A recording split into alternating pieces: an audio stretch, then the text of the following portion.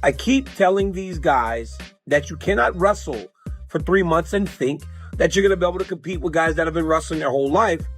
Now, Islam does have the capabilities to get rid of Ian fast. You know, Islam, he's so damn good on the stand-up. People are sleeping on his stand-up. Don't sleep on Islam's stand-up. I would be a fool to sit here and say that Islam Makhachev doesn't probably win that fight, right? That's just foolish, right? He probably does. He's unbelievable, right? He's incredible at what he does. He's the greatest lightweight of all time. He's probably the best pound-for-pound fighter in all of the sport that's active right now. But Ian Garry does have a unique challenge. He's 6'3", he's very long, he's quick, he's a good striker, and he's not afraid to spoil the fight, okay? And what I mean by that, and I did another video on this a while ago, so apologies for repeating myself, but he's happy to jab and jog. He's happy to pick him apart. He's happy to win on points, right? He's happy to just keep banging that jab and moving away. 1, 2, move away. Little team kick, move away. Just keep dancing around that gigantic octagon. Can Ian Garry get back to his feet?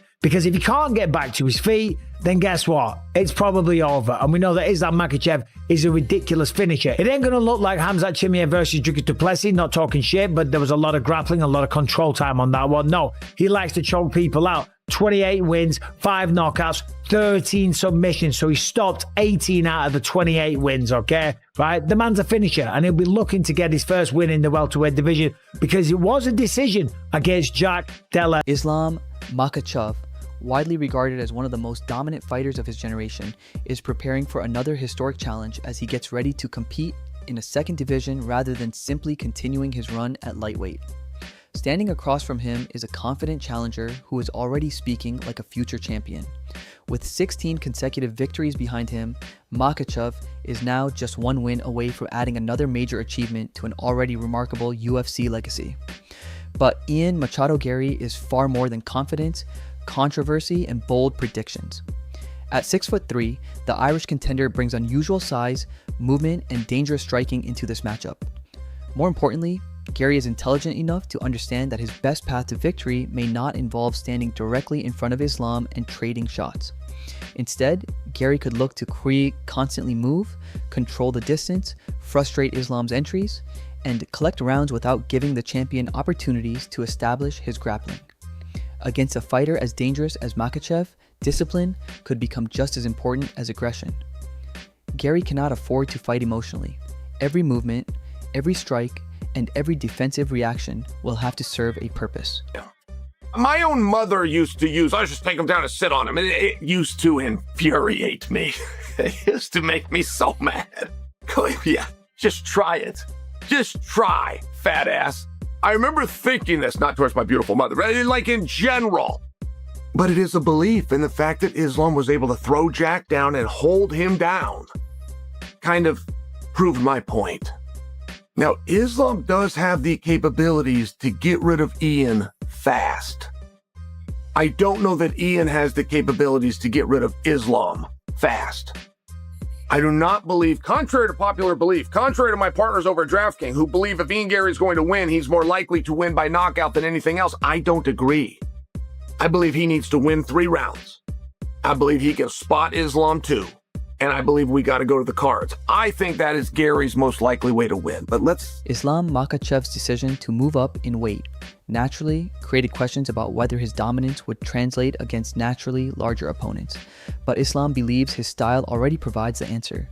His grappling has never depended entirely on being physically bigger than the man standing across from him. Interesting about the way Islam is approaching this fight is you can tell that he has a high level of respect for Ian Garry because he's paying attention to the things that Ian Garry is saying on a number of instances. I know that the team respects Ian Garry a tremendous amount because of all the challenges he can present inside the octagon. Now, if he has done a good job of working on the wrestling, he gives himself a chance. But ultimately, I think for Garry to be successful, he has got to try to find range, and that's more difficult to do and easier said to do when you're fighting a guy like Islam who constantly is in your face and pressuring you. But hey, little quick point at the top. Islam is paying attention. I truly believe that's because he has a real high level of respect It is built around timing, positioning, pressure, balance, and an ability to connect one technique to another. If Islam can reproduce that same level of control against a taller, longer opponent like Garry, the discussion surrounding any potential size disadvantage could disappear very quickly. For Garry, however, victory may not require a spectacular knockout. His path could be much more calculated. Win rounds, stay mobile, defend the takedowns, escape quickly when necessary, and force Islam into extended striking exchanges. If Garry can repeatedly reset the fight at distance, he could potentially create exactly the type of contest he wants. These fights, the fighters are generally talking. Ian Garry has made much about him wrestling a lot for this training camp. And to that, Islam Makhachev said, I keep telling these guys that you cannot wrestle for 3 months and think that you're going to be able to compete with guys that have been wrestling their whole life. You've got to wrestle a lifetime in order to be able to compete with guys like Khabib Nurmagomedov, myself, John Jones, Islam, all the way back to the Ryan Baders, Phil Davises, and all those guys. You have got to wrestle a long time to be able to compete with those guys. With that being said, though,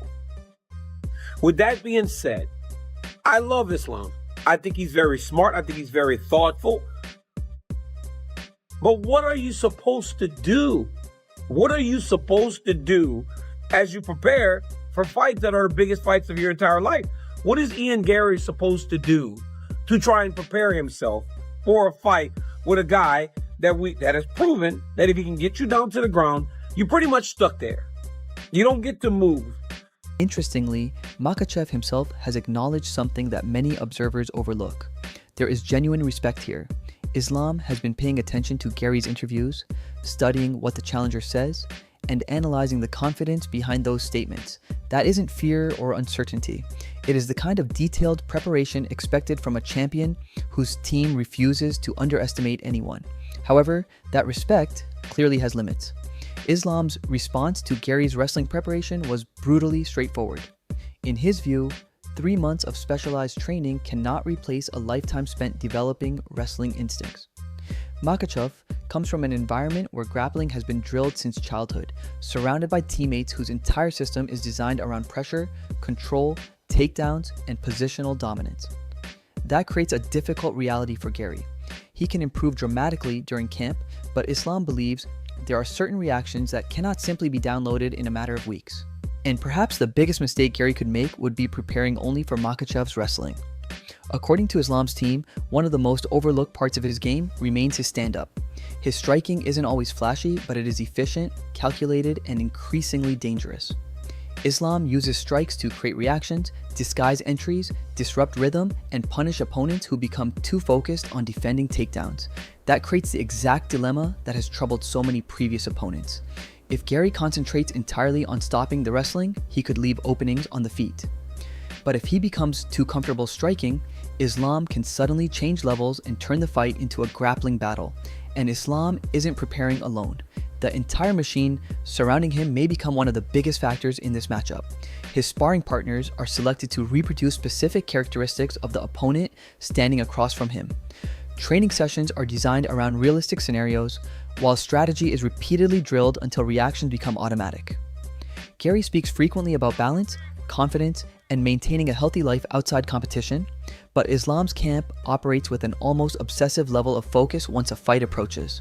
For several weeks, everything becomes about one opponent. In Islam, he's so damn good on the stand-up. People are sleeping on his stand-up. Don't sleep on Islam's stand-up. I always say this kid, we can change him minute for minute, second per second per round, right? Like the one time when we went out there to fight in Vegas against, the guy from American Top Team? I forgot his name, Brazilian guy. No, the Brazilian guy. Not Moicano. No, not Moicano. The one before him. Anyways, but regardless, we're going out there, and the plan was to stand with him. Okay. Khabib and I go, we stand him. So we're walking out there, and I look at him, and I said, "Damn, we're bigger than him." So I tell Khabib, change the game plan. We're not gonna stand with this guy. We're taking his ass down. So we tell Islam, take him down. We go in there, what happens in the fight? Islam takes him down and destroys him. Yeah. Because I felt we were the bigger, stronger fighter. So I couldn't do that with any fighter. No. Could not do that with any fighter. I can't do it with Islam. And that's what people are sleeping on. So don't sleep on that part, because that's the part that he's so damn good. We can do this with him. I've been doing this with Islam now. Remember, I've been with him for 12 years or plus, 12 years plus, you know. So there's a lot of work that's been done with him and I and other coaches, you know, and he's dialed in. He's dialed in as a striker, and people sleep on his striking and think that he has to. That difference in preparation could ultimately matter when the fight reaches its most difficult moments. Islam also doesn't need screaming matches or dramatic confrontations to attack an opponent psychologically. Sometimes one sentence is enough. His reaction to one of Garry's interviews was simple. He called it very bad and suggested that someone may have been telling Ian what to say. It wasn't an emotional outburst, it was almost dismissive, and that may have made the comment even more effective. Islam has spent years remaining calm while opponents attempt to create emotional battles around him. Rather than responding with the same energy, he often appears to study what is happening, wait for fight night, and allow the result to deliver his response. The question now becomes, what happens when fight week truly begins? When Islam and Garry finally share the stage at the press conference, will Ian attempt to push harder, provoke the champion, and turn the psychological pressure up another level? Or will both men save everything for the octagon? From a technical perspective, many analysts continue returning to the same possible outcome. Their expectation is that Islam will eventually close the distance, force Garry to defend repeated takedowns, make him carry weight, gradually drain his energy, and then begin searching more aggressively for a finish as the fight progresses. Method of victory. And what are the intangibles? The intangible for me is the southpaw stance. Yeah. That's a very difficult thing to overcome when, you know, you're not the southpaw, fighting a southpaw Right. who knows how to use that stance really well to both strike and grapple, Yeah. which Islam does.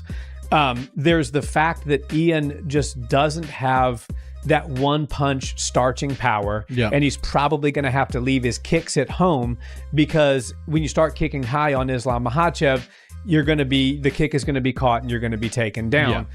And then it's also this other element of Islam Makhachev's specific camp. Like, he's got the whole camp built around him. He Right. said that, you know, him and Khabib, I think it's New Jersey, the gym they like over Yeah. there. I forget the name of the gym, but maybe it's the Almeida's gym, but they've got Javier Mendez in there. He's been there for a while. Javier is a genius when it comes to striking. Right. Habib, obviously, we know what he does when he Goat. does better than anybody. We've got sparring partners that are specific to the camp. And Plus Usman and Umar too. yeah, and what's the guy's name that fought our friend Colton? Amru Nurmagomedov. Yeah. So you want an opponent that can kick like hell? Go watch Amru Nurmagomedov versus Colton England on PFL. Unfortunately for our friend, that didn't go so well. But that's a perfect body type to get ready for Ian Garry. He's Ian with power, right? Like he's the same stature with ridiculous power. And so I think that when you and Ian is saying, okay, I've got Charles Oliveira in my camp. Charles is a great fighter. I loved it. You won't find a bigger fan of Du Bronx than me, but Right. Charles is not the fighter to train against. Rounds 3 and 4 have repeatedly emerged as dangerous territory in those predictions. For Garry's team, that scenario represents exactly what they must prevent. The longer Ian can keep the fight at range without exhausting himself, the more interesting the matchup becomes. But once Islam begins chaining takedowns together and forcing extended defensive sequences, the entire complexion of the fight could change. And when Makhachev himself speaks about a similar path to victory, those predictions become even more difficult to ignore. Now, with UFC 330 rapidly approaching, Islam Makhachev has released intense footage from the final stages of his preparation. The champion looks focused, composed, and fully aware of the challenge waiting for him. But Michael Bisping is warning fans not to assume this will simply become another routine Makhachev performance. In Bisping's view, Ian Machado Garry brings a combination of height, reach, movement, confidence, and tactical discipline that could present Islam with problems he has not encountered in exactly this form before. And that is what makes this matchup so intriguing. Islam may have the more proven championship system, but Garry may possess exactly the type of physical and stylistic tools capable of forcing the champion to adapt in real time. Analysts. Away with this fight. I think that he's going to take Ian down at will, and I actually like him to get a finish. I think he's going to submit Ian in the 3rd or the 4th round. I like that. I think that's a good call. Islam Makhachev made the saying, I eaty, I sleepy, I trainy famous. Yeah. And if you're training once a day, then that just isn't the lifestyle you're living. But these guys from Dagestan, they literally wake up, they eat something, they go train, they take a nap, they go back and train, and then they... Laura Sanko and Din Thomas have also weighed in on the matchup, explaining why Ian Machado Garry could present a serious challenge for the champion. And with UFC 330 now rapidly approaching, Islam Makhachev's latest training footage is sending a clear message. Nothing is being left to chance. Islam appears to be pushing himself through the final stages of camp with the same relentless intensity that has defined his championship career. Every round, every wrestling exchange, and every striking drill is designed around one objective: arriving on fight night as the most complete version of himself possible. The champion looks sharp, powerful, and completely focused, almost as if the growing confidence coming from Garry's camp has only given him additional motivation. But Josh Thompson believes Garry possesses one weapon that could make Islam's usual approach significantly more complicated: his elusiveness. Garry is extremely difficult to trap cleanly. His constant movement, ability to change direction, and understanding of distance mean Islam cannot simply chase him recklessly around the octagon. If Makhachev becomes overly aggressive trying to close the distance, like, oh, my hammer is going to be bigger than your hammer, it's always like, my hammer is going to be smarter than your hammer. And he finds a way to use his footwork, his positioning, his distance management, his timing, he's got so many attributes to draw on. But at the end of the day, the thing that wraps them all up into a beautiful package is his fight IQ and his ability to see the game from a broader perspective and make those adjustments in fight and even in round. But he's incredibly, I think sometimes he doesn't really get the props he should get about certain things. Like, he's incredibly accurate. In fact, I think he's got the 5th best striking accuracy in welterweight history. And that's sometimes we just say stats and we just say them to say them. But when you think about what that means, that's a pretty devastating weapon to have. If when you fire, you land more than almost everybody else in the history of the division. That's the name of the game, to be able to fire and land. Yeah. Yes. Well, the part of the reason why he doesn't get the credit is because we've blurred the lines between what he is and what we think about him. Mm-hmm.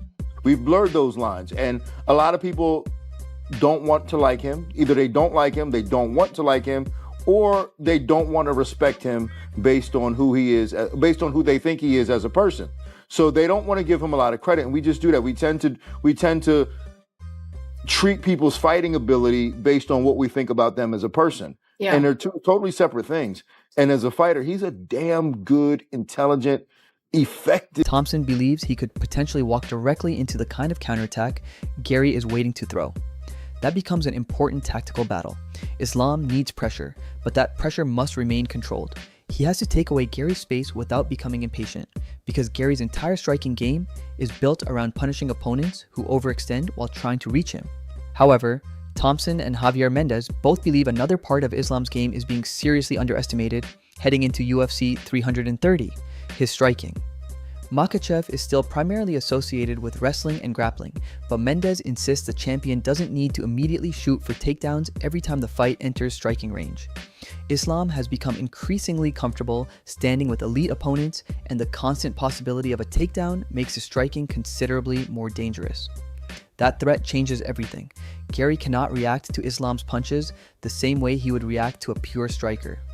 Every time Islam steps forward, Ian has to determine whether a punch is coming, whether Islam is changing levels, or whether the champion is simply using his hands to create an opening for a clinch. That moment of hesitation could be enough for Makhachev to land something significant. Mendez believes Islam can use that uncertainty to expose Garry on the feet before eventually forcing him to adapt.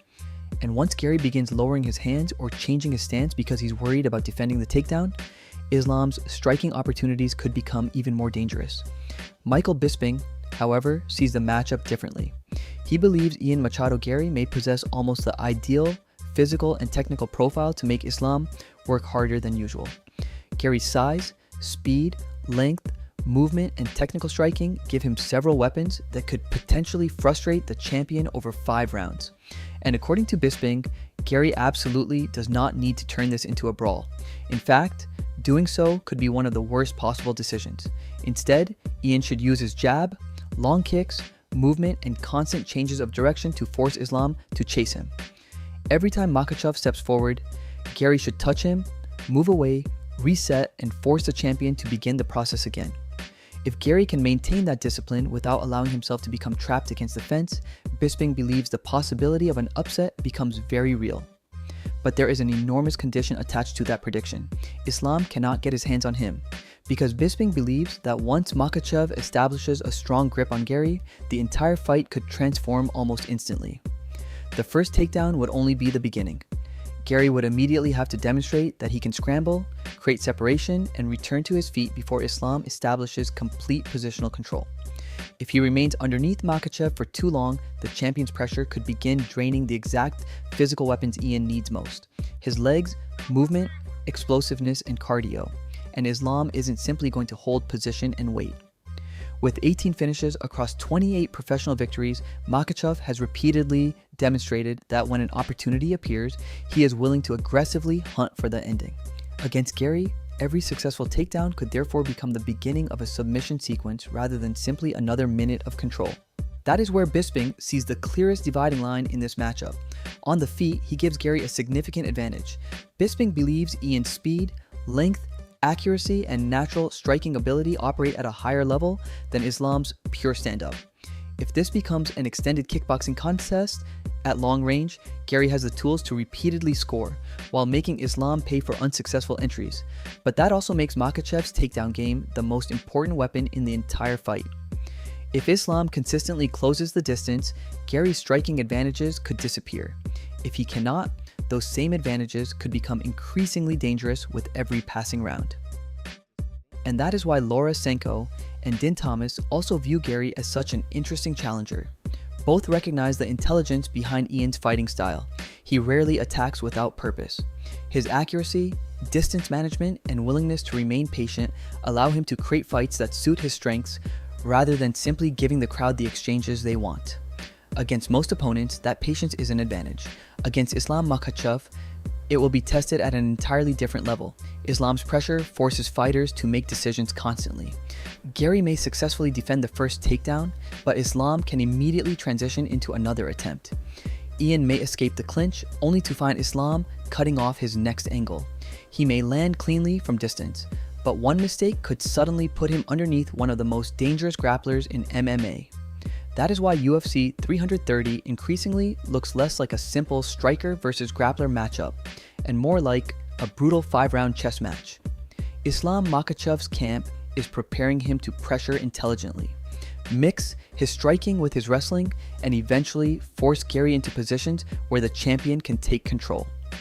Ian Machado Garry's challenge is almost the complete opposite. He needs to preserve space, stay unpredictable, punish Islam's entries, and remain disciplined even when the pressure begins increasing.